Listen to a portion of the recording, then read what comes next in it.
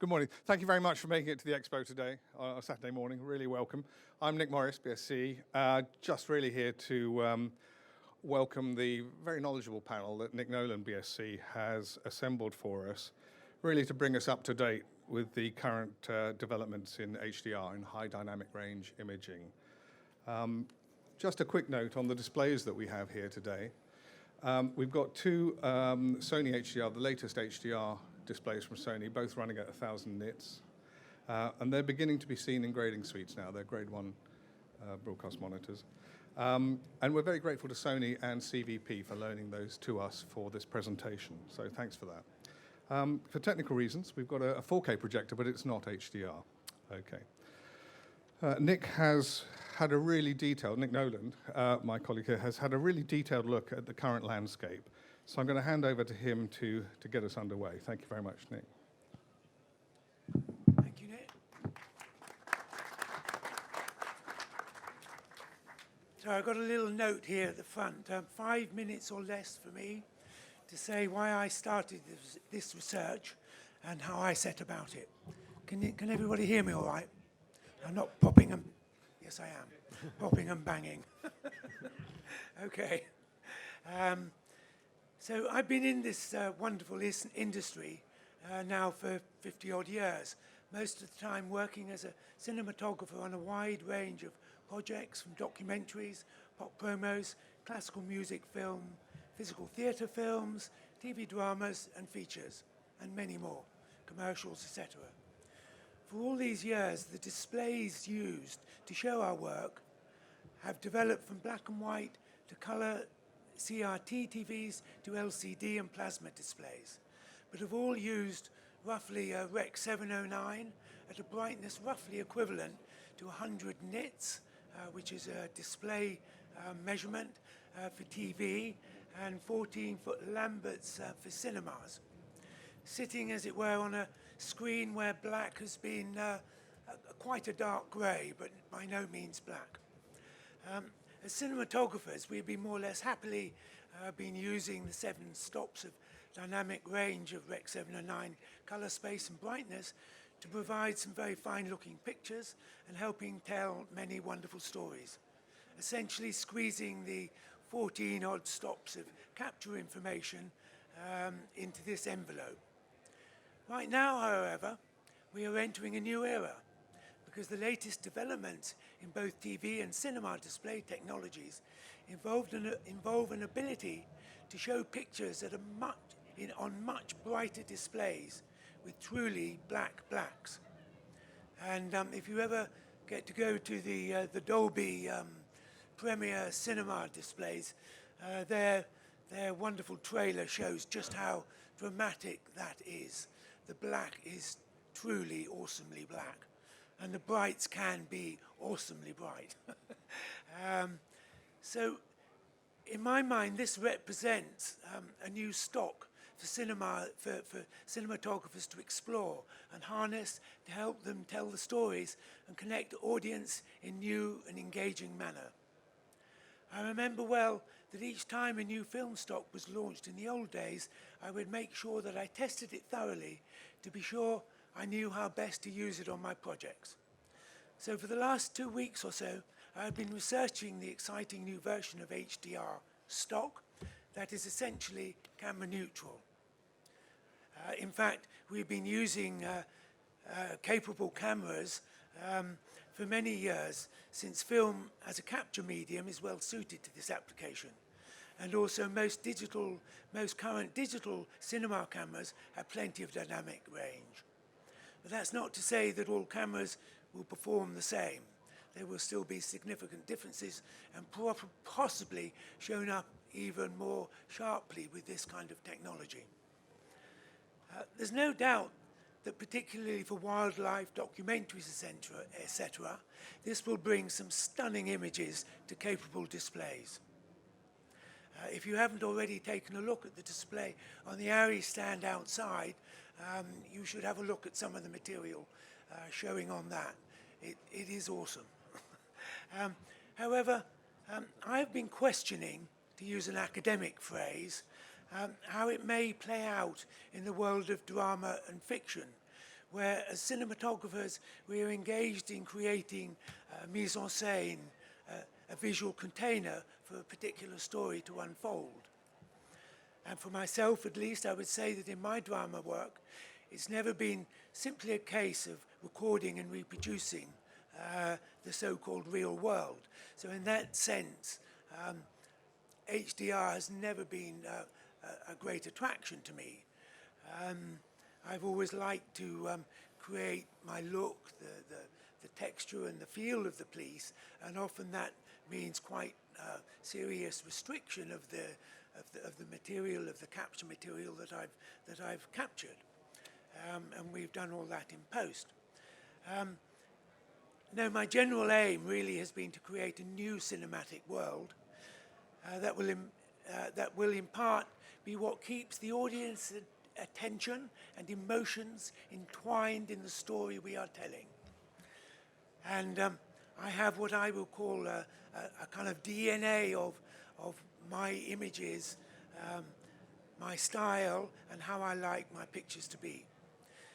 There are aspects of HDR I find challenging and have spent considerable time making sure that there is enough flexibility in these kinds of sensibilities won't be swapped by the new possibilities. So we have today Terry Flaxton next to me from the West of England University, who will give us a brief gallop through some history of the HDR up till now. Terry, you can go and get started and get ready. We've got Ian Lowe and Pryn from Dolby, who will give us a brief presentation of where Dolby have got to in the development of the implementation of this technology.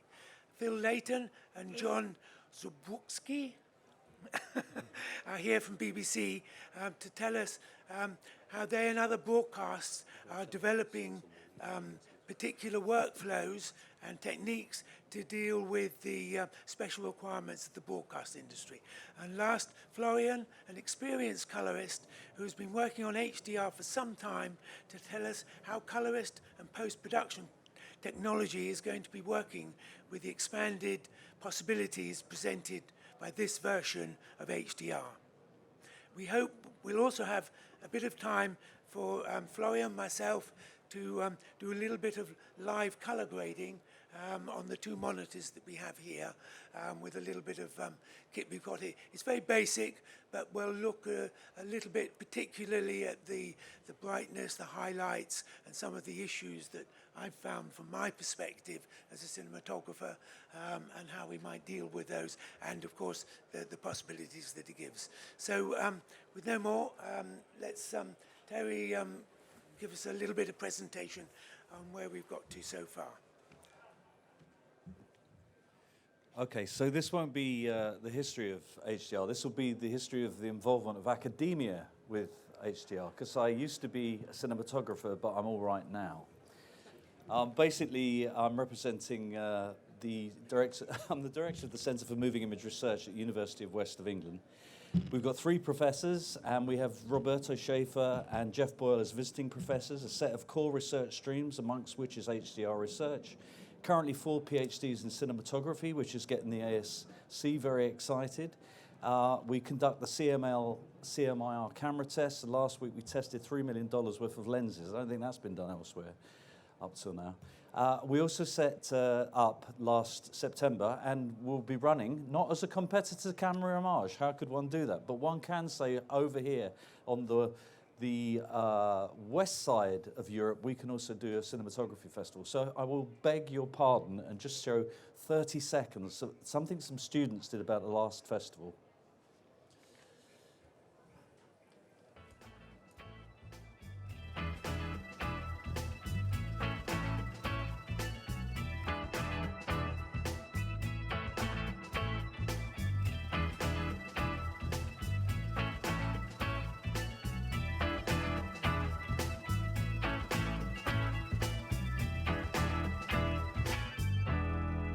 Okay, thanks. So, lights up, please. So the reason I showed you that is because we're going to stage a second HDR lab at this year's festival in September. and we invite interested parties to come and be guinea pigs in this, and you'll see why in a second. So when I became an academic in 2007, I began as a senior research fellow at Uni of Bristol, researching the effects of increased resolution on the audience. And by the end of 2012, I joined University of Bristol's Bristol Vision Institute to work with BBC R&D and the Bristol Vision Institute using University of Bristol's 4000 NIT Brightside display. So that had been there for some years, but nobody knew what to do with it. We could make single images, but we couldn't make moving images. So what is higher dynamic range? So I'm going to give you my flavour, and I hope it sets some trouble and everybody disagrees, and we can have a good old argument about all this. But basically, the human eye-brain system is said to function over 15 orders of magnitude. Right now, we're operating about 5 orders of magnitude. Look into the darks. That's it operating. Look into the brights. That's 5 orders. You're operating that right now. When you're in a dark environment, happens to be this, that 5 orders slips down the 15 order scale to the bottom until the point where your sensitivity is 1 photon. When you go out into the desert sun, you go up that staircase up into the desert. Your 5 orders of magnitude go up that scale to cope with the higher luminances at the top. Up until recently, displays could only exhibit 2 to 3 orders of magnitude. Now we approach 5. Human vision is said to be upwards of 26 stops, and I hope we can get an argument going on that one. So, whilst I was at University of Bristol in 2011, our research required a combination of higher frame rate, high resolution and higher dynamic range to find the immersion sweet spot, because it wasn't all about dynamic range, it wasn't all about resolution, it was about the combination, the human psychology and human physiology. Also, we were working with mathematicians, biologists, signal processing engineers and experimental psychologists. In association with BBC R&D, we put together a mirror rig in perfect alignment, generating uncompressed data around 12 gigaseconds. So clearly we couldn't record that, so that went down the pan immediately. And also, basically the soft bits were good, but the outlines generated terrible artifacts. And I'll come on to that in a second. We decided to use really basic, go to the red one, and then the epic, and then strip the A and the X frames apart, use some algorithms to recombine. It took 2 years of mashing to get something that actually spread across a 4000 NIT display, and we managed to crack it last year. It took bloody years, basically. Okay, so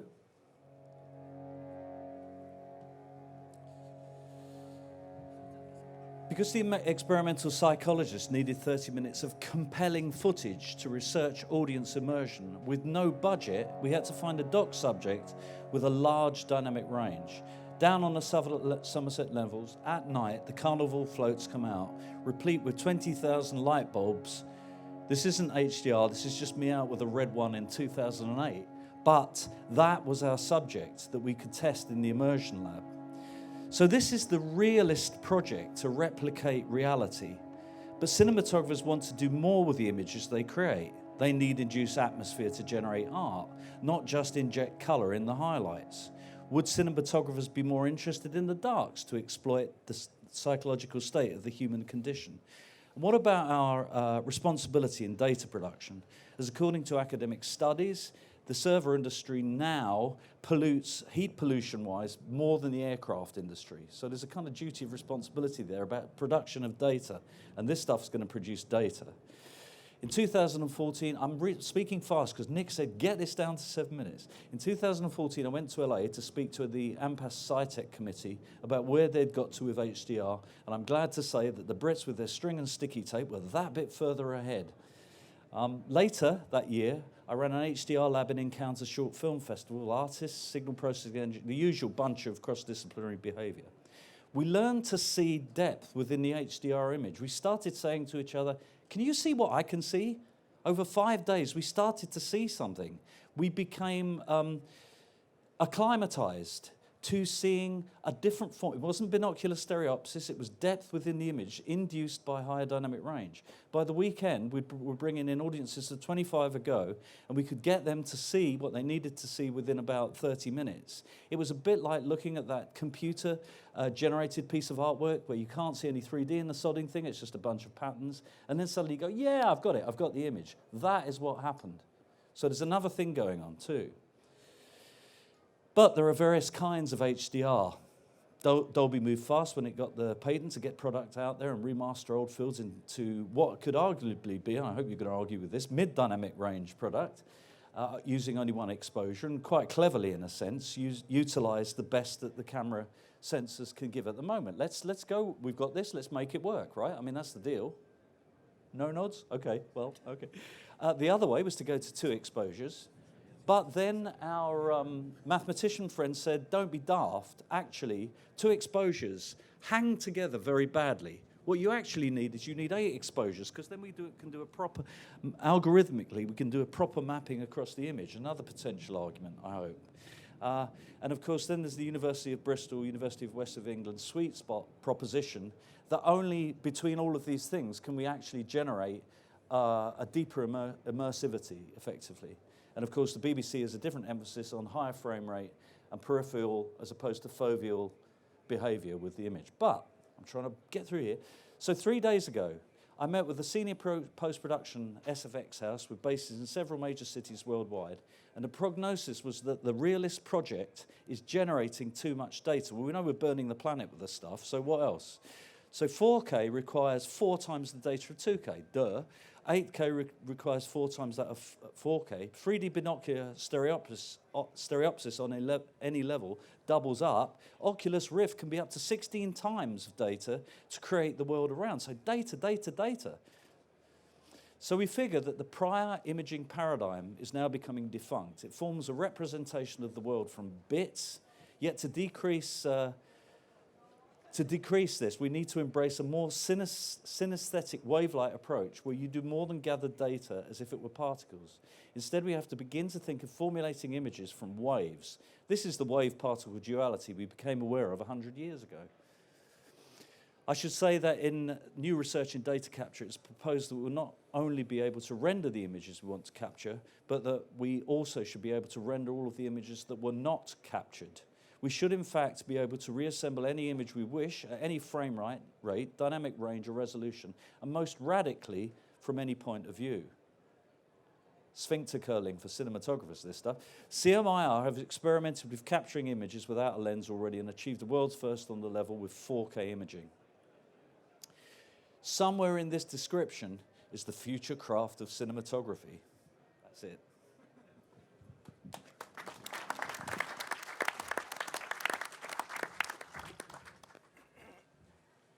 Well, thank you for that, Terry, and welcome to the real world. I think I've always appreciated what you've been trying to do, but I've always thought it's a little bit too academic to actually, and the idea, you know, yes, let's see how quickly that bit of future comes to us. In the meantime, we have a commercially driven single sensor, new displays that we can achieve something in the order of a good HDR. So I think at this point I'd like to call on Dolby, on Pryn, and Ian to give a presentation of of where they're at in the current development of their technology. Okay, thanks, Nick. Thanks for that. I'll give a sort of 5-minute introduction of what Dolby's been doing over the last decade, if you like, and try to frame that, and then Ian has a presentation for you. So Dolby, as you know, as an audio company, we've been in audio cinema and audio for over 50 years now. Ray sadly passed away, but his legacy continues with us. And about 12 years ago, the company was looking for what do we do beyond audio. We have this vision of how we present the creative intent for cinemas. It's been applied to television. Where do we go beyond audio? And started looking at video as one of the, or images as one of the aspects for that. And of course, we came up with wider colors, and also more contrast and more brightness. So as Nick said at the beginning, this is a definition of high dynamic range, and for us, we have the pictures you have today, certainly on the display side, but we're saying that the darks get darker, and the highlights, just the specular highlights, can get much brighter. And for us as well, we want the colors to become more vivid and a richer palette, so that the color volume that's available to everybody becomes much, much larger. So that's the goal, that's the dream. And what we realize, in fact, as Nick said, is that you guys, as cinematographers, both with the modern film stocks, 100, 200 ASA, with the modern cameras, the digital cameras that are coming out, OP&E XR, type half, floating point, arithmetic, ACES workflow, you're already HDR capable. You already have cameras and processes with 14 or 15 stops of single exposure acquisition. We work in moving pictures, of course. Double exposure doesn't really work for moving, and for live sports, you can't double expose while tracking a Formula One car at 200 miles an hour. It just doesn't work. I mean, we have to have, for still photography, that's a very, very different application. But for moving images, and particularly for television, we have to work with single exposure systems. Modern CMOS sensors that we have now across the industry do provide that on the digital, and you still have extremely high quality film stocks as well, and modern scanners. So we realized that we had all this potential here, but we had no way of delivering that to the cinema, to the home, and we had no way of carrying this pipe as well. So we had to invent a number of pieces to open up, unblock the system. We have all this potential here. Can work in floating point, and you can send these numbers through in float. You don't need a system to do that. If you could deliver floating point to your television, you would be up and running. So you need a display that can represent a much wider range and deeper range of colors, and you also need a pipe that can carry this floating point numbers over a limited bit range, typically 10 bits for cinema applications, for broadcast applications, and we found that in order to describe what we think is a practical range that can be used in displays for quite some time, that 12 bits is the ideal, and we use gamma today in all our systems. Although you acquire in log in transmission, we have gamma, and we worked out that gamma can't take this wide range material and carry it in a 10 or even a 12-bit pipe. So we invented a new curve based on psychophysics, based on what's called the Barton criteria, which, by the way, is the same maths that was used to establish the bit depth for digital cinema. I was part of the colorimetry ad hoc group that defined CAP-XYZ and all the color space of D-Cinema, and that same maths was reapplied to establish what's called the SMPTE 2084 standard, or we call it the perceptual quantizer curve. And what that says is that at 12 bits, you can have extremely large dynamic range of content and not see contouring. What we're also saying that for broadcast applications, with camera noise, then 10 bits is actually sufficient for live applications, and we have already shown that. We then invented a display. We acquired Brightside, as you said, 10 years ago, and we took that technology, we created a reference monitor. It's capable of 4,000 nits peak output. It has a P3 color space, has over 20 stops of dynamic range on its output, extremely high quality device. And we work with industrial partners, including Baselight, Da Vinci, and all the others that you'd want to work with to establish a mechanism for grading your material on these types of displays. We also then realized that you have these beautiful high dynamic range P3 type pictures, but we still need to output to conventional SDR 709 gamma based systems. So we developed a system that could do that conversion as well. And that's part of what we call the Dolby Vision mastering system. And we've got to the point now, after certainly 7 years development of that algorithm, where you can run that as an automatic pass, as a down mapper we call it, and then there's a trim pass to then correct the final tweaks. And we put in metadata systems so that all the fine detail that you wish to have, all the sort of the nuances in the blacks and everything else, and these highlights that you can work with, can be delivered to the display. And we realize that display technology will evolve independently from what you can do. We need a system whereby the display technology can innovate and improve, but you can still deliver high quality images to the displays of today and also in 2019 and 2025, and allow them to innovate, but still retain the best possible images that you can. So the two parts of the industry can work independently, but also deliver high quality images despite whatever you have in the receiver side. So there's there is display management metadata that can be sent from the grading suite to the display to give you the best pictures. That's been adopted by Blu-ray, and also all the 6 major Hollywood studios have adopted that for their HDR mastering process, and there are a double-digit number of Blu-rays being created right now. We also created a laser projector, which has a contrast of over a million to 1 on-off contrast. As you say, it's very, very dark, and is also capable of very wide color gamut. In the broadcast world, that's the cinema world. We work on IMF workflow as well, so all that's been going on. There's been 4 IMF plug fests. But in the broadcast world, we fully acknowledge that metadata is a 3-letter word, and these guys will tell you all the troubles they have with metadata in live broadcast. We understand that.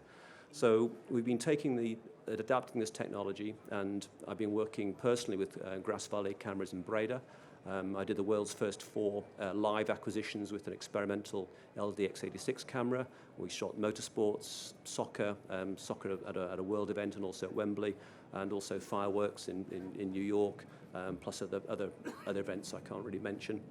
And we have that working, going through unmodified broadcast equipment, with all the squeeze and tease and keying that you'd want to do. We were demonstrating that this week in Geneva at the EBU PTS and also the ITUR as well, with a modified Grass Valley equipment played off real time off AVC Intra conventional broadcast mezzanine servers. So that's the kind of a quick potted overview, all the work we've been doing behind the scenes, which starts 10 years ago.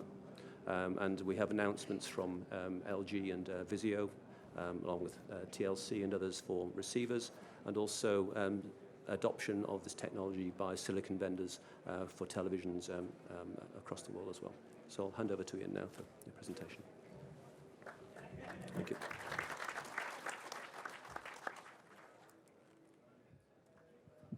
It's on? Okay, good. So I'll just try and follow up with some of the points that Pryn's already made with some slides that we did yesterday on the seminar we ran here on behalf of My Therapy, with some of the work they've done for Marco Polo 2 with Netflix, which is an HDR mastered show.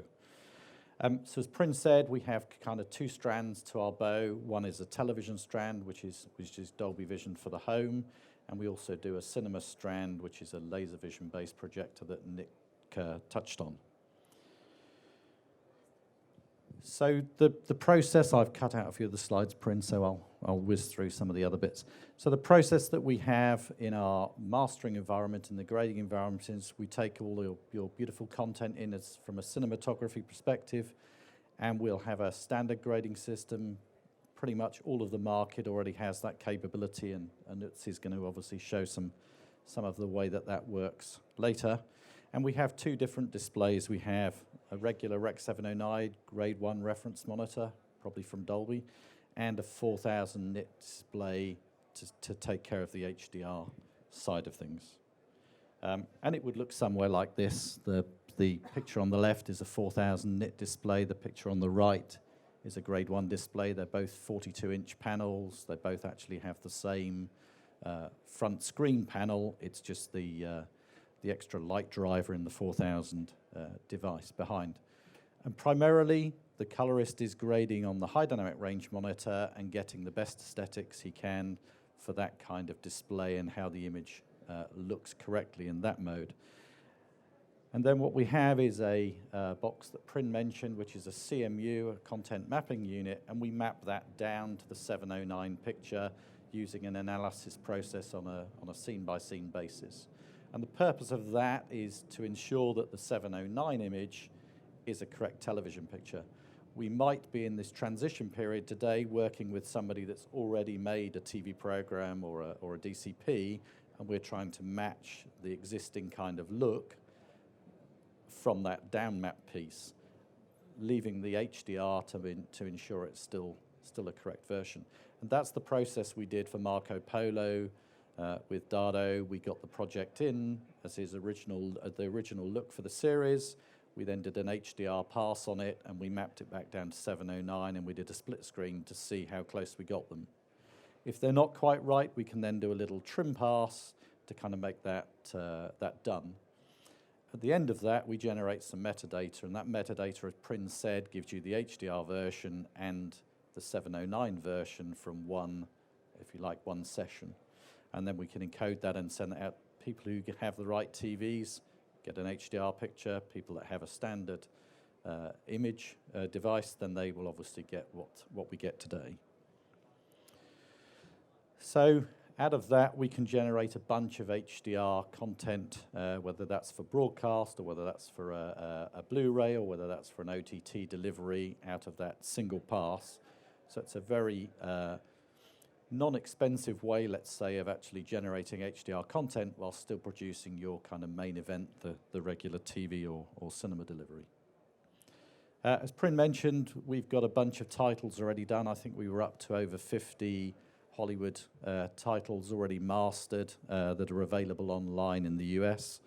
And so far we've announced with Warner Brothers and Sony Pictures and Netflix with obviously things like Marco Polo 2 as content that will be out there. The kind of way that you'll currently get it is OTT, and this is a service from a company called Voodoo in the US, and this is exactly how their kind of screenshot looks if you wanted to stream that content to your home. As Prin said, we've been working with lots of partners in the receiver side of the business. That's been perhaps slower progress than we might like, but the first products have come out around November time in the US with a company called Vizio, who's one of the largest TV providers in the US.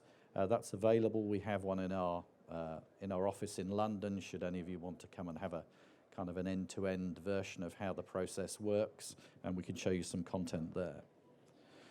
And then CES has just happened in January, so we had announcements from the likes of LG, TCL, and Hisense, who will be delivering, again, TVs within this year. I think the LG ones should be around April, May time delivery, and that will be a global TV. And we also announced 2 more Hollywood studios, MGM and Universal, will be again providing Hollywood content for encoding into Dolby Vision. So there is a fairly large movement, and there's going to be a fairly large volume of content that people can see. And really, that's I guess where we're at now. Is I think there's going to be a void from for certain providers who are going to have an appetite to have HDR content because the receivers are there to get it. There's necessarily not enough content there.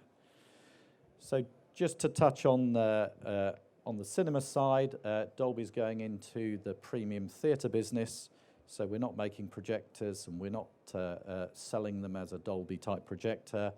We're building a complete cinema with very dark seats, so black seats, very low light levels, dual laser projection, so that we can give 14-foot Lamberts 3D if required, or we can give 31-foot Lamberts 2D. So it's a very, very much brighter potential in the cinema.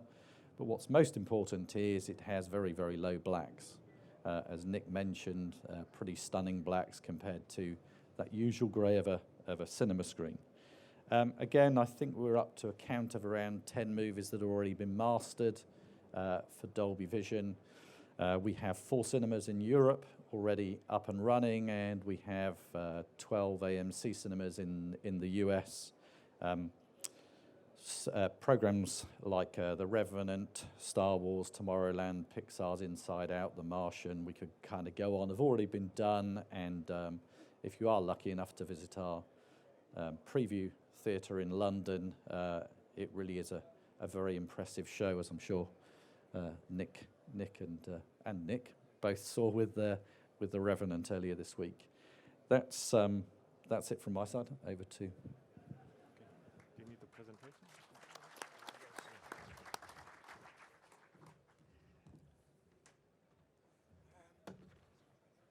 Can you hear me? Good. Bum, bum, bum. Bum, bum. Oh, okay. Just on that note of the Dolby Cinema and the Reverend, I originally saw that film at the View in Leicester Square, and visually it's an incredibly impressive film, as we all know.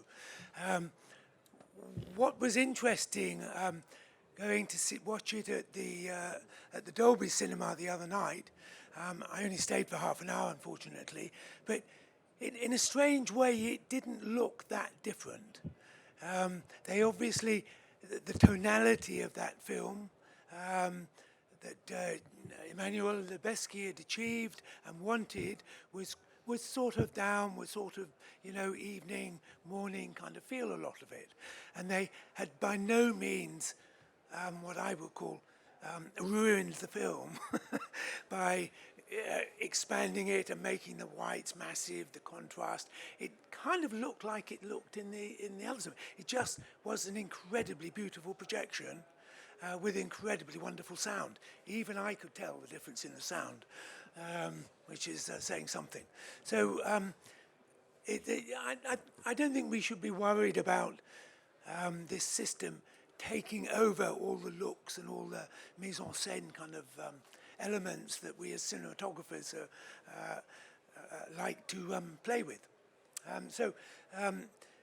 We're ready now for BBC to give us a quick run through of where they're at with the way that they want to deal with the transmission and broadcast of HDR content.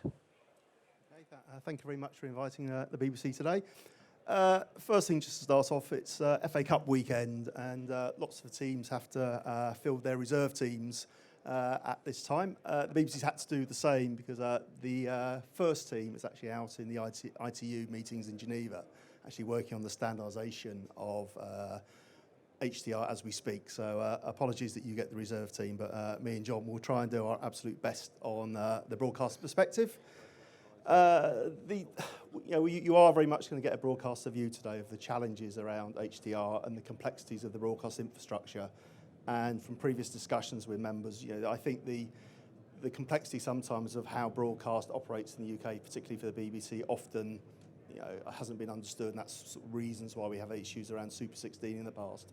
You know, we have a very complex infrastructure, and I'll take you through some of that. As Terry said, the BBC is absolutely committed to better pixels. You know, we've been engaged in the work around immersivity for a large number of years. We've been trying to actually work in the DVB forums about getting suitable standards for UHD 4K services for the consumer, and very much better colorimetry has been part of that. For other applications, frame rate's been part of that, and clearly dynamic range and how we make use of the increasingly bright displays in a way that actually gives the viewer something which is a nice picture. It's not simply very black and very white. There's a good use of the dynamic range of the display. And I think it's, you know, fair to say probably 2 years ago, something like that, we saw some of the Dolby work, and we were astounded at the quality of the pictures. And we went away and started to think about how we could actually use some of the Dolby technology within the BBC. And I'm waiting for my next, what's the... Oh, sorry, it's probably not plugged in.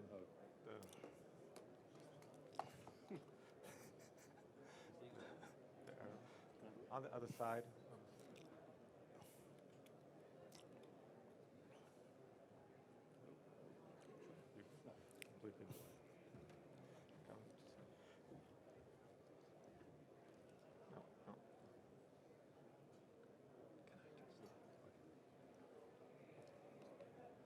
Thank you. So the first thing I'll sort of start with is a very sort of brief explanation of the complexities of the BBC and how we produce, play out, distribute, and to the platforms we distribute from. I think the first thing to note is that the BBC has a large number of production centres. You know, we make programmes in Scotland, Wales, Northern Ireland, Salford, Birmingham, London. We use lots of independents. In the case of the BBC, each of those sites is a different point in its investment cycle. We have different capabilities. We play out in terms of making joining programmes together for our channels. We play out in London, we play out in Belfast, we play out in Cardiff, we play out in Scotland. We have a whole bunch of English regions that actually sit there and also make content and are part of the distribution network. We're about to add another playout centre into that first week. So our playout activities are already are widely spread. Again, the investment cycles tends to be that they're not all at the same capability at the same time. The platforms we distribute to, obviously we have to distribute through our satellite. We target Sky and FreeSat receivers. On terrestrial, we're hitting Freeview and Freeview Play receivers and UView, and clearly the BBC has iPlayer. So our task of getting from production through playout through distribution to a wide range of set-top boxes, really brings sort of significant complexities for us. So we started thinking about what BBC requirements would be for a high dynamic range system. What would we want to see? And the one thing we wanted is we weren't prepared to give up on quality. We wanted to deliver high quality HDR pictures. We weren't prepared to make broadcast second best. We wanted to be independent display, by which we recognise that within the viewer's home there's going to be many types of different display technologies, many types of image processing that we have little control of. We wanted something that worked well in a C environment. The M word comes up, metadata, I'm afraid, and I'll say a little bit more about that in a moment, but metadata for us is really difficult. Whatever metadata, whether it's around video or audio, end-to-end metadata from production through distribution to devices always causes us problems. As of in last week, we were chasing down issues with on our premium dramas and iPlayer, where some signalling around video level ranges had gone amiss, and the blacks weren't particularly black and the whites weren't particularly white as the program made it out through iPlayer, and that turned out to be yet another end-to-end metadata problem. And unfortunately, we continue to have end-to-end metadata just really for broadcasters is incredibly difficult to manage. Because of our capacity, we in broadcast, we can't afford to do both an HDR and a standard dynamic range version of an asset. Even on iPlayer, where potentially managing extra assets is possible, it increases our storage costs, it makes our asset management much more complicated. So we were very keen that we had one signal that we could effectively apply to the consumer device, and from that, the consumer device could decide whether it's HDR and give an appropriate image or give a compatible SDR image. Production, we have, as I said earlier, we have lots of infrastructure that we change infrequently. We needed something that was compatible with our current 10-bit infrastructure. We wanted it to allow all the standard operations that take place through a broadcast environment all the way through to the final emission compression, just to be using the conventional tools we already have. We can't re-equip that. Effectively, all we wanted to do was really add HDR cameras and HDR displays into the critical monitoring areas to become HDR capable. And for us, live production is still really, really important. We have to have workflows that support live. A great deal of our content is live, and we must have a workflow that supports that. And then for distribution, we're expecting that HEVC will become the means of distribution of UHD, and we need, we're expecting that to be a main 10 profile. So we need something that can work through an HEVC main 10 chain. And this is essential for our efficient use of spectrum, and as I said earlier, it's desirable for our use around sort of CDN distribution for iPlayer. Why do we think metadata is impractical? Well, it's not just the end-to-endness. Even some of the standard operations we do in playout, which are critical to how we join from one program to another, we think are very difficult to do with metadata without doing lots of processing in playout. So there's just an example of the things that we do between programs. We may mix, we do the squeeze and tease DVE, we add graphics, and metadata for us just really complicates those processes. So effectively, the BBC proposal with NHK is a sort of a much simpler one. We've always known that cameras, the blue line there, cameras have never had, they've always had to deal with overload. There's always been some degree of knee put in, which has been sort of camera manufacturer specific. So the BBC proposal really is to try and take the idea of gamma and to merge it in with a log curve. So there's a seamless transition between a traditional gamma curve and then into a log element for the sort of higher brightness levels. At this point, John, would you like to take over? Thank you, Phil.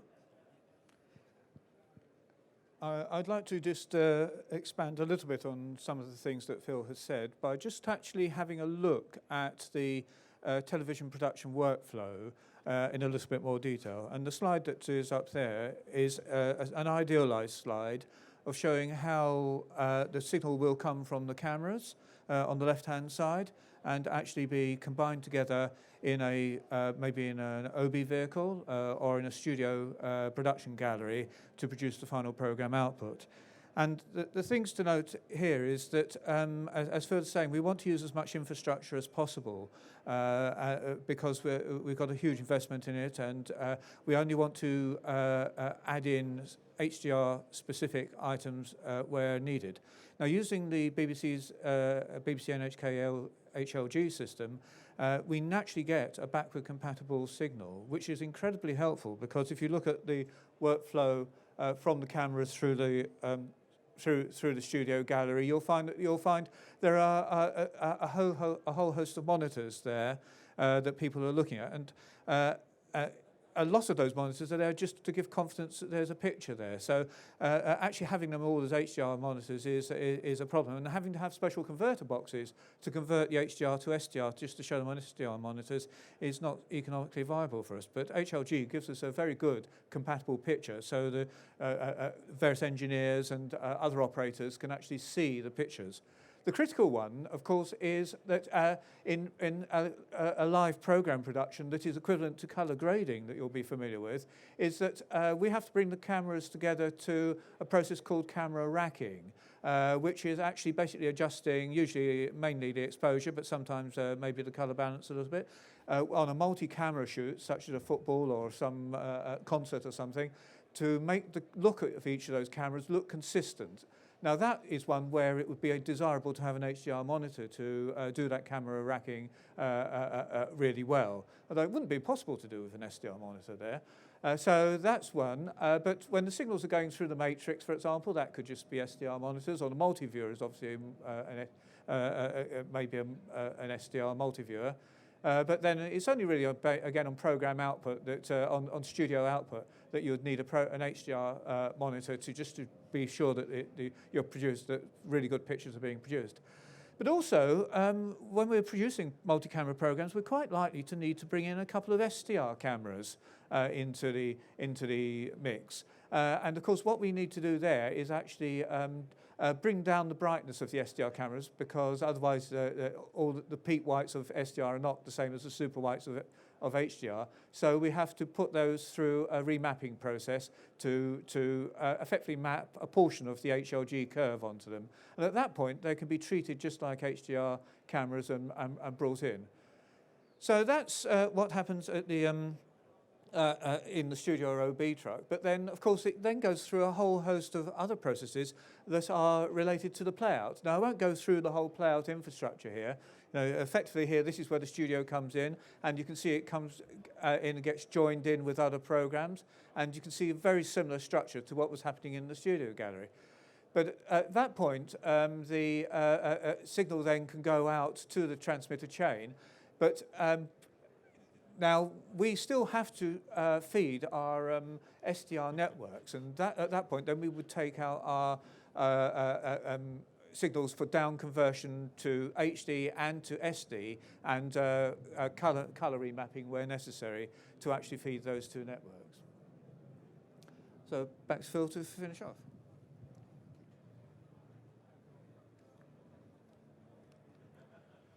So, I mean, the BBC has designed a system which is very much designed from our viewpoint as broadcasters in order to be compatible with our infrastructure, something that we can introduce alongside any UHD services as our normal investment cycles happen.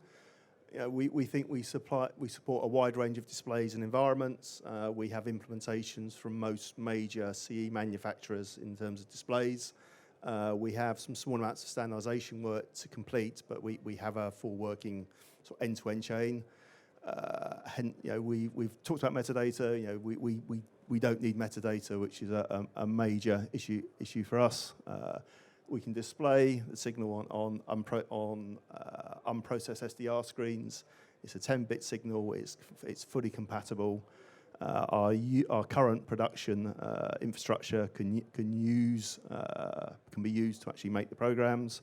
It's a straightforward evolutionary approach for us, effectively changing the cameras and some monitoring video monitoring. Not every video monitoring has to change in the BBC, and it's compatible with our distribution profiles.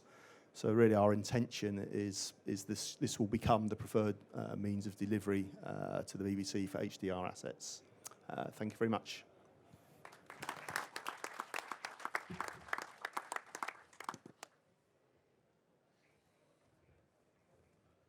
So, well, thank you very much for the BBC. I think it's sort of important that we as cinematographers have have a good knowledge of what is going on in these areas, and that's why I was interested to particularly have these fine people here basically supporting the BSC and our involvement in this kind of new technology. I think now I'd like to call on Utsi to just tell us a little bit about how this is all working in the color grading workflow, and perhaps a little bit of how this dynamic range kind of changes and fits into the technology. Here you go. Thank you. Thank you.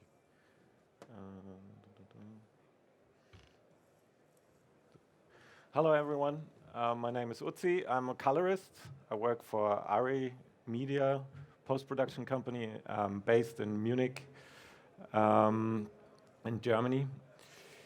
And I want to talk about HDR images, which I got involved in a few years ago. And I think this topic for me as a creative is very interesting because it opens up new grounds. And first of all, let's talk about what HDR really means when we talk about HDR. Because most people go, doesn't my iPhone have HDR? Is that what we're talking about? No, it's not. We're talking about not capturing the image differently. We're not talking about a sub-menu on some camera which records differently. We're talking now about looking at HDR images at home and in the cinema. So it's really the display side which has changed, and it has changed dramatically. So why do we want HDR? Why is it actually interesting? Is it just some technical feature someone came up with, which we have to buy in because someone wants to sell their product? For me, HDR is, I still remember shooting photos on slides and looking at them on the wall, projected, and they had, well, I probably felt like those two guys up there. No, I still remember photos back then which had color, which had vivid skies, and had contrast. And we didn't have that for a long, long time. And actually, when we got into 3D cinema, digital cinema experience, where actually things got much, much worse. And so for me, HDR is exactly that, what I saw back then. And that's what I find is, it's kind of, we had a sandbox and we could play in it, and now the sandbox got much bigger. And on a typical cinema job, we're fighting these boundaries which we have in low dynamic range every day. We work on skies immensely. Like every outside shot, we want to show it contrasty. You know, it has to be colorful. The first thing which goes is the sky and the color. So in HDR, all that is easy, and we don't have to do a lot of secondaries and play around with the things. For me, it's also about telling a story, and I always like to show this. This is one of the first images I turned into HDR, and it's the last shuttle start, which was recorded on a digital camera. And if you look at it on a conventional monitor, you have this gray flame lifting a space shuttle into space, and it's not telling the story. The story is actually that there's a flame there. And I cannot show this because it's not an HDR projector, so the image, the shuttle and the background is now much too dark to show the intensity of the flame. So the problem we have, I can either show the flame or I can show the space shuttle, but I cannot show both in an LDR world. So my picture doesn't have flames, so I don't need HDR. No. We shoot out in location in hot situations, like here in the desert. And we have shots like this. And here we can decide, do we want to see the background, the sky, or do we want to see the actor? Of course we want to see the actor. So the first thing which goes is the sky. In HDR, we don't have to make these decisions. And dynamic range is not about, about one dynamic range in one certain moment.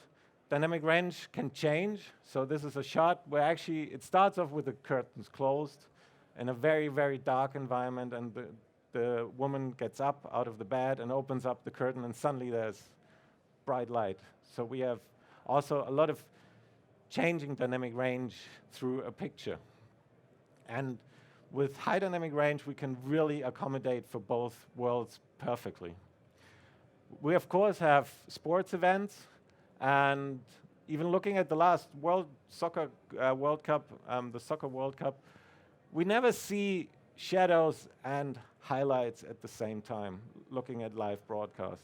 So we really need something there, because cameras can capture it. It's just a way of transmitting it and viewing it.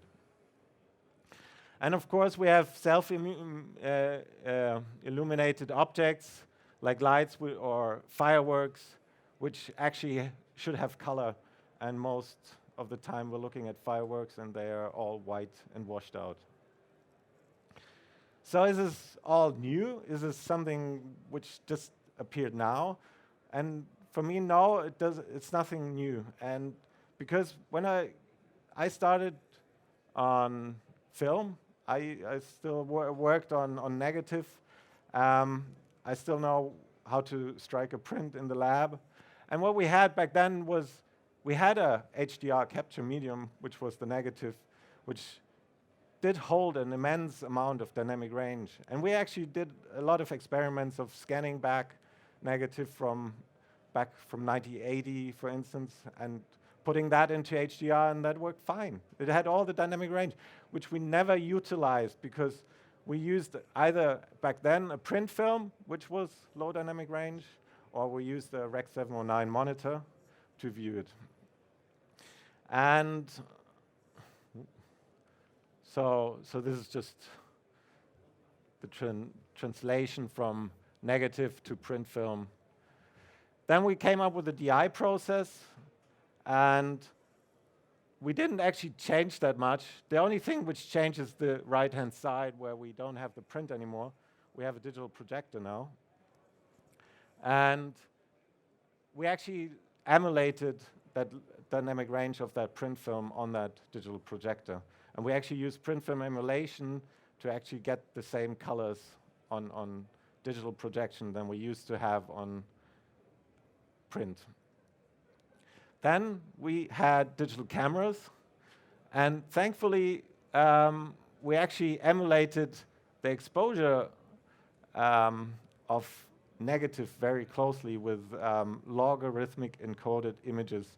And camera manufacturers really did that because they could fit into the workflow we were used to with negative. So the log workflow really came from, let's not try to find something new, let's do it like we always used to. So what we have is basically, we have log images, either from film, from digital cameras. We can use them to output back to film, like on Arri Laser, or we can use them for digital projection or for home television, or Rec 709. But the same log images we can use for HDR. And that's kind of an important message. It's not about we have to completely change everything, how we shoot things. And we might want to have an HDR display somewhere close to set to look at images at HDR early on, not maybe in the DI process when it's maybe too late. So what I'm saying is there differences in creating HDR? Yes, there are, and there are differences in cameras. So this is from a test we did, and we have two digital cinema cameras on the right, which have differences. And there's a broadcast camera which records straight to video on the left-hand side. And what this really shows is if you don't record the dynamic range, you cannot utilize it. And in HDR, this can be difficult. So digital cameras, yes, they can record HDR, but not all of them. And they do it differently. So always something to watch out. So here's an example of a logarithmic image. It looks flat, it looks boring. If we look at the video rendering, this is what we would get. The sun is actually burned out, the clouds are burned out. In the recording, that's not the case. So this is your log C recorded images. This is your video rendering. And this is the creative color you can create out of it. So, and you can do the same thing for HDR. Thank you.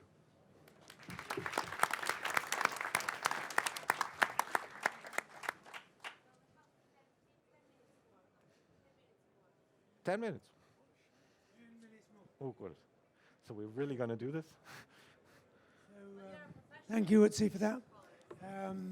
Yeah, I think the whole business of the envelope that we're working in now, or have the possibility of working in now, shifting from the 709 to 2020 or P3 means that we do have that much more area to work in, and that is potentially going to make a considerable amount of difference to the images that we can produce. So what we're going to try to do now is to take maybe one or possibly two images quite briefly and display on the two monitors where we can look at them, one in a kind of SDR, first in an SDR mode and second in an HDR mode, just to see very, very roughly and very briefly what kind of area we're talking about. I mean, for me, what I've seen all along through these last couple of weeks is that the images where you get sharp highlights, car headlights, practicals on a set, sun coming through a window, those kind of images, if you're not careful, the sheer brightness that is available in the HDR world can unbalance the composition in my mind. This is a bit of a personal kind of thing of mine. So I was very keen to find out that in the process that I as a cinematographer can have some control. I always like control over that aspect. And in fact, we do find that we can effectively reduce the brightness of the picture and limit the brightness of those bright spots of light to make it work for, well, in my case, my DNA. Everybody else has got their DNA image in them. Yeah, here we go. Okay, so I would still like to start with that short film. I had a few images from that. It's shot by Karl Walter Lindenlaub. It's out in the desert, and we're looking at a SDR version of this. And this was recorded and captured without the intention for HDR. So this was, we did a cinema version first, and then we did the HDTV Rec 709 version next, which we're looking at right now. And so here we definitely have this situation where there is no choice in SDR between the actor and the sky. You have to make the choice, and it is the actor. And it's actually very difficult in this case to get really detail back into the background. So I would like to switch to HDR now and just look at the same images which were then graded for HDR.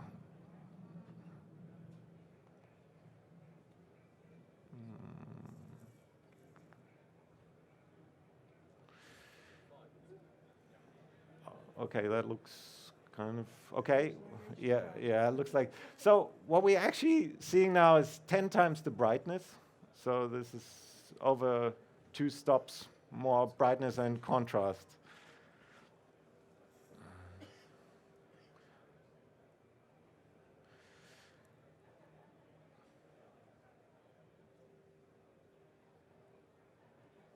And the color here we're getting in the sky and in the whole image is actually, it's naturally, there's nothing done to enhance it or something, it just comes naturally back in HDR.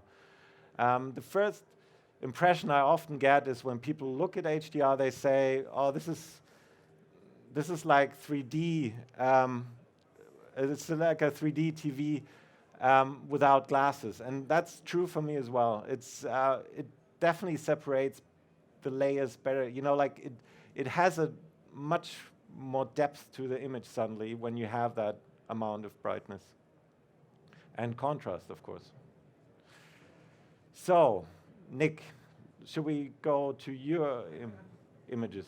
Well, I think, to be honest, what you've shown us demonstrates the choices very well. We could, for instance, in the brightness behind him there, if we felt that's too bright, in HDR we could pull down with a trim in the in the grading. In the brightness. Yeah. If we felt that was too bright for us. So there are those choices that we can make whilst we go along. I think for the purposes of where we've got to in this exploration of HDR, we've probably talked enough and seen enough. Brains full of technology and a little bit of art.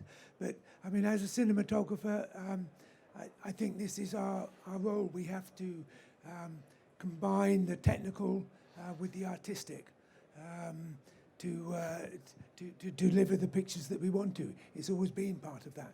And we also have to try to maintain some discipline, just going back to yesterday's panel, some discipline, help provide some discipline on the set, partly for ourselves, but for the director, along with the ADs, to make sure that we don't just splurge with this stuff. So I would like very much to thank everybody who's come along and helped us with this. And I hope you've enjoyed and learnt a bit from it. And thank you very much.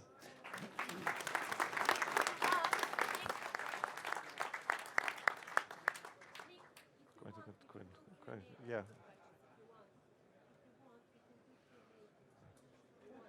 Q&As. Apparently we can do some Q&As. So don't all run away if you've got any questions for any of our panelists in particular. Let's see your hands up. We have one here. Hi, Nigel. Very quick question for you. You mentioned earlier in your piece that as a cinematographer, if you want to create a look which is more of a down key look, not using the full nits capability of Rec 2020, how do you feel that you can control that and guarantee that that is what you're going to get at the end, even after the post-color grading? I would say at this point I couldn't totally guarantee it. But from what I've learned so far, my experiences with working with Dado on a grading suite and going to Technicolor last week, that I can see that by controlling the brightness level, that we can do that. Scheduled 1 o'clock seminar, Colourist panel discussing challenges of UHD. Where's that coming from? Right, okay. I think who would like to take up that question? Thank you. Shut up. Who would like to take up that question about the control basically in the grade? Okay. I think it's an important discussion we have to make. What is good HDR and how far do we want to push it? And because basically what we're seeing is full brightness and full color, because that's what's going to sell a television. I don't believe that every shot and every movie is going to use or utilize all that potential, but it's there and we can use it. It's like the commercial problem we have with sound at the moment. When there's a commercial break, the volume goes up like, I don't know how many dBs, but we have to be careful that not the same happens with HDR, and that we find a sensible way of still looking at a filmic image and not suddenly a video image, because it can break the image at some point. So I think there's a balance, but for grading wise, it's the same controls I have on a cinema grade in HDR, and if it's too much, I take it out, you know, like there's not one fits all, and there's some movies which like to be very contrasty. I think that's a trend in the last few years, coming out of Hollywood mainly, that we want to look at very contrasty images, but it's not true for every film. And I think HDR, it allows just more freedom, you know. It actually helps to give a certain look to a certain film much better than we have at the moment. Okay, thank you. There's one question down here from Milan. It's actually more a comment, if I may. This is very, very important subject, and studios, as we heard early on, will be re-releasing a lot of titles that you shot over the time. And they will be regraded to HDR delivery, because HDR sells better than UHD or 4K. So either someone else will do it on your behalf, or you will be part of that, making sure that exactly what Utsi said, your aesthetic integrity is maintained on this new level. And this is why we discussed in Oslo how important it is for cinematographers to be involved in a re-release of your old content, but equally or creating your new content. That's all. Thank you very much, Milan. Very, very, very valuable points. Yeah, it's going to be tough. It's not a perfect world. We're a lot driven by the economics, by people who are probably more interested in making money than nice pictures. You know, our European muddy look, which we love so much, will be challenged. So it's going to be an interesting time, I'm sure. But I believe that, yes, we have a responsibility as cinematographers to be knowledgeable about this, to be involved in this. And as the BSC, it's part of our remit to really to try to keep some control over some of this stuff. But we'll see. As I say, it's not going to be easy. Could I just add a point, Nick? Nick? Yes. Could I just add a point? Yes. I mean, it seems to me that where the cinematographer locates the exposure is going to become an incredibly political issue. Because exactly, because where you place that and where that can be shifted by a kid in a grading suite somewhere that you've never met and never will meet, it's going to be such an important issue from now on in. And maybe the BSC is really, and the ASC and all of this cinematographic, the Confederation has to come together and really work this one out. It's going to get very, very serious about what happens to everybody's image making from now on in. Yeah, I mean, there clearly is programming of all sorts out there. Some of it we deeply care about, and some of it is a bit sort of knockabout. The stuff we care about, the dramas, the high-end dramas, the features, that programming we have to fight. We have to fight to be involved through the chain, through the grade. We have to work with the producers, the directors, to try to to make sure that the integrity of our look, the integrity of what they intended, what we have worked with the director to achieve, it goes through the chain.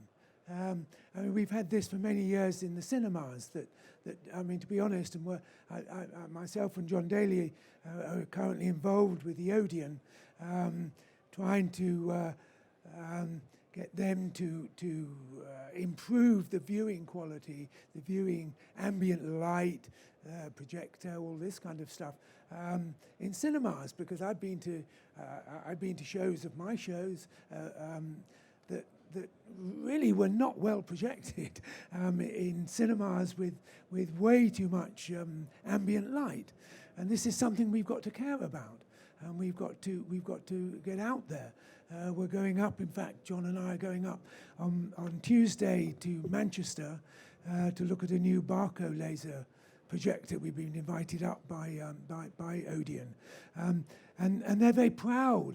They're very proud, and they're using the fact that they have BSC members going up there to look at this stuff with them, and we've got to use that to help them, to help ourselves.